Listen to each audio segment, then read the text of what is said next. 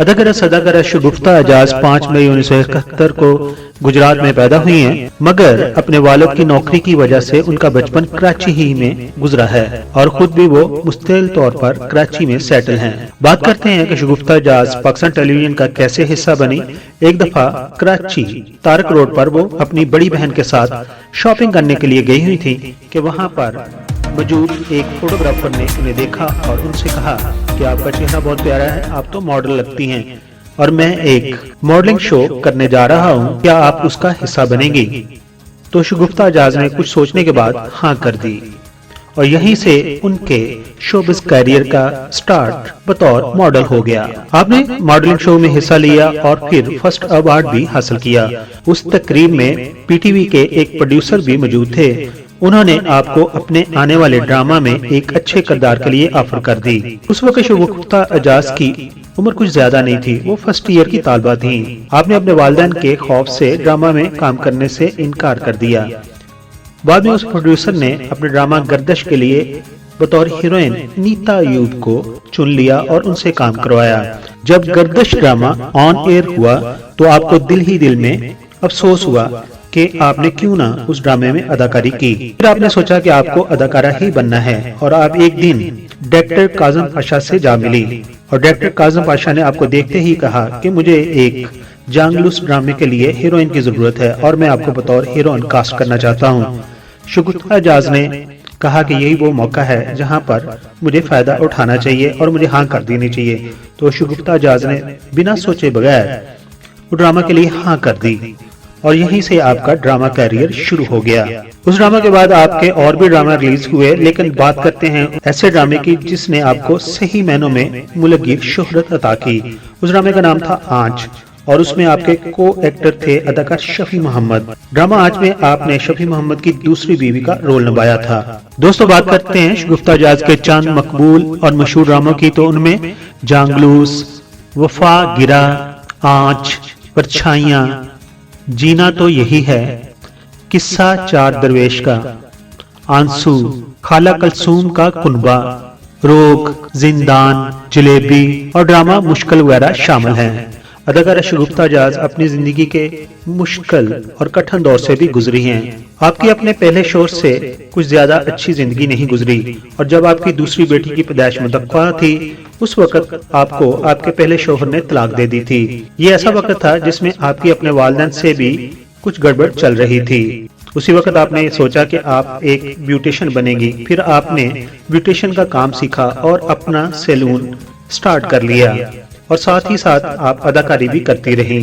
लेकिन आपको लगा कि अदाकारी से जो मुआवजा हासिल होता है वो कुछ ज्यादा नहीं, क्योंकि उस वक्त ज्यादा निजी टेलीविजन मौजूद नहीं थे और ना ही इतनी पेमेंट होती थी जैसे कि आज पेमेंट हो रही है। आज तो एक अदाकारा के 2-3 ड्रामे बतौर हीरोइन सुपरहिट होते हैं तो वो बड़ी बड़ी गाड़ियों में घूमना शुरू हो जाती हैं, यानी कि वो इतना कमा लेती हैं कि बड़ी गाड़ी खरीद सकें। शगुफ्ता एजाज ने अपने घरेलू अखराजात पूरे करने के लिए सऊदी एयरलाइन को भी ज्वाइन कर लिया था और सऊदी एयरलाइन में बतौर एयर होस्टेस उन्होंने 2 साल तक काम किया। दोस्तों जब शगुफ्ता एजाज की पहले शोहर से अलहदगी हुई तो उस वक्त उनकी 2 बेटियां थीं और दोनों बेटियों की जिम्मेदारी उन पर ही थी। उनका ये वक्त कुछ अच्छा नहीं चल रहा था, लेकिन उसके बावजूद उन्होंने किसी के दरवाजे पर दस्तक नहीं दी कि उनकी हेल्प की जाए, बल्कि अपनी बेटियों की जिम्मेदारी को तनहा उन्होंने निभाया। और शगुफ्ता एजाज ने कई साल बगैर जीवन साथी के गुजारे, लेकिन उनकी जिंदगी में फिर ऐसा मोड़ भी आया कि उन्हें एक एक्स कस्टमर ऑफिसर ने प्रपोज कर दिया, मगर आपने उस प्रपोजल के लिए हाँ करने के लिए तकरीबन 2 साल लिए। जब आपको लगा कि उनकी जिंदगी में आने वाला दूसरा शख्स आपकी बेटियों की अच्छी तरीके से केयर कर सकता है और अपनी जिम्मेदारियां निभा सकता है तो तब आपने हाँ कर दी, क्योंकि आपके दूसरे शोहर के पहले ही से 2 बेटे भी थे जो कि उम्र में काफी बड़े थे। शगुफ्ता एजाज के मुताबिक जब उन्होंने महसूस कर लिया कि उनके दूसरे शोहर बहुत ज्यादा साबित कदम हैं और पुरअज़म हैं तो उन्होंने उस प्रपोजल को कबूल करके उनसे शादी कर ली। आपके दूसरे शोहर आपको पसंद करते हैं और आप उनको पसंद करती हैं तो ये कहा जा सकता है कि आप दोनों ने लव मैरिज की है। शगुफ्ता एजाज की पहले शोहर से 2 बेटियां और दूसरे शोहर से 2 बेटियां हैं اور شگفتہ اجاز اپنے دوسرے شوہر کے ساتھ خوش و خرم زندگی بسر کر رہی ہیں اور آج کل کراچی میں ڈالمیا کے قریب نیول ہاؤسنگ سوسائٹی میں رہ رہی ہیں۔ شگفتہ اجاز نے کچھ سال پہلے اپنے چہرے کی پلاسٹک سرجری بھی کرائی ہے، اور پلاسٹک سرجری آپ کو پتا ہے کسی آرٹسٹ کو راس آتی ہے اور کسی کو نہیں راس آتی ہے، لیکن وہ پلاسٹک سرجری کروانے کے بعد اور بھی زیادہ خوبصورت ہو گئی ہیں اور ینگ نظر آ رہی ہیں۔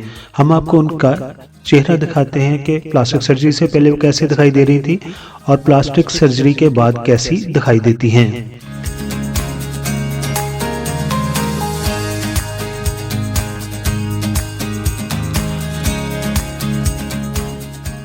دوستو یہ تھی کہانی شگفتہ اجاز کی۔ اگر آپ کو پسند آئی ہو یہ ویڈیو تو اس کو لائک کر دیجئے، اور اسی طرح کی ویڈیو کو دیکھنے کے لیے ہمارے چینل کو سبسکرائب ضرور کر دیجئے۔ اگر آپ ہمیں فیس بک پر دیکھ رہے ہیں تو ہمارے فیس بک پیج کو فالو کر دیجئے، لائک کر دیجئے۔ اپنا بہت سارا خیال رکھیے، اپنی فیملی کا بہت سارا خیال رکھیے۔ تھینک یو سو مچ۔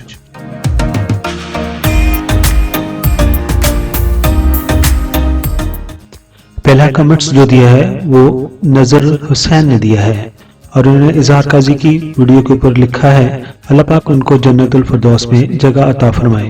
اس کے بعد دوسری ویڈیو ہے شبنم کے اوپر، اور حافظ انور چینل کے نام سے آئی ڈی بنی ہوئی ہے۔ انہوں نے کہا کہ گڈ ایکشن، یعنی کہ ان کو ویڈیو پسند آئی ہے۔ جیسا کہ آپ سب کو معلوم ہے کہ افضال احمد کی ڈیتھ ہو چکی ہے، اور ان کے اوپر ہم نے ویڈیو بنائی تھی، اس کے اوپر ایک آئی ڈی بنی ہوئی ہے خالد پرویز کے نام سے، اور انہوں نے کہا کہ ڈیئر پی کے میگا ویڈیوز، آپ نے ان کا کتنا خیال رکھا ہے جب وہ زندہ تھے۔ ان کے اوپر کئی ایک ویڈیوز بنائی اور ان کے چینل والوں کو بتایا تھا کہ وہ کس طرح کی زندگی سے گزر رہے ہیں۔ ابھی ان کے دوستوں کو یا جو لاہور کے اندر لوگ رہتے تھے انہیں چاہیے تھا کہ وہ ان کو وقتاً فوقتاً وزٹ کرتے رہیں، حالانکہ وہ اتنے امیر تھے، وہ کسی کے اوپر بوجھ نہیں تھے۔ اداکارہ بندیہ کے اوپر میں نے ویڈیو بنائی تھی، آپ سب نے پسند بھی کی ہے اور کافی اچھے طریقے سے آپ کو معلومات ان کے بارے میں دی تھی۔ محمد قریشی کہتے ہیں کافی عرصے تک بندیہ روبینہ کے نام سے کام کرتی رہی ہیں۔ افضال احمد کی ویڈیو کے اوپر کے فریش 204 کے نام سے آئی ڈی بنی ہے، وہ کہتے ہیں what is the use of lots of money when no relative used his sense to take Afzaal Ahmed to England اور امریکہ۔ بالکل ایسے ہی ہے جی، شاید ان کے اندر بھی کچھ خامیاں ہوں جن کی وجہ سے ان کے رشتہ دار ان سے دور ہو گئے، ان کی بیٹیاں ان سے دور ہو گئی۔ اسپیشلی یہ میں نے دیکھا ہے کہ جو اپنے بچوں کو اچھا پڑھا لیتے ہیں، انہیں امریکہ یا انگلینڈ میں سیٹل کروا دیتے ہیں، وہ خود تنہائی کی زندگی گزارتے ہیں۔ سوچنا یہ ہے کہ جو لوگ پاکستان میں رہ رہے ہیں، اچھا کماتے ہیں یا ان کے اچھے سورسز ہیں، وہ اپنے بچوں کو باہر کیوں بھیجتے ہیں پڑھنے کے لیے؟ اس کا مطلب ہے وہاں پر زندگی کچھ بہتر ہے، اور یہاں پر زندگی کیوں نہیں بہتر، اور یہاں پر زندگی کیوں نہیں بہتر ہے؟ اس کی وجہ یہی ہے کہ ہمارے ملک کا بہت سارا پیسہ باہر جا چکا ہے اور ملک غریبی کی طرف جا رہا ہے۔ ہر کوئی اچھے فیوچر کے چکر میں یا اپنے بچوں کے اچھے فیوچر کے چکر میں خود بھی کافی پریشانی اٹھاتا ہے۔ یہ اس طرح کی ایک مثال نہیں ہے، میرے بہت سارے دوست ہیں جنہوں نے ایسا کیا، اپنی اولاد کو باہر بھیجا اور پھر وہ ان کے جنازے تک میں شامل نہ ہو سکے۔ افضال احمد کی ڈیتھ کے اوپر جو ہم نے ویڈیو بنائی تھی، خبر دی تھی آپ کو، اس کے اوپر سکندر بٹی کہتے ہیں کہ اللہ پاک ان کو جنت الفردوس میں اعلیٰ مقام عطا فرمائے۔ یہ تھے وہ کمنٹس جو آپ نے ہماری پچھلی ویڈیو کے اوپر دیے تھے۔ اسی طرح ہمارے چینل کے ساتھ جڑے رہیں، ہم آپ کے کمنٹس ہمیشہ اپنی ویڈیوز میں شامل کرتے ہیں۔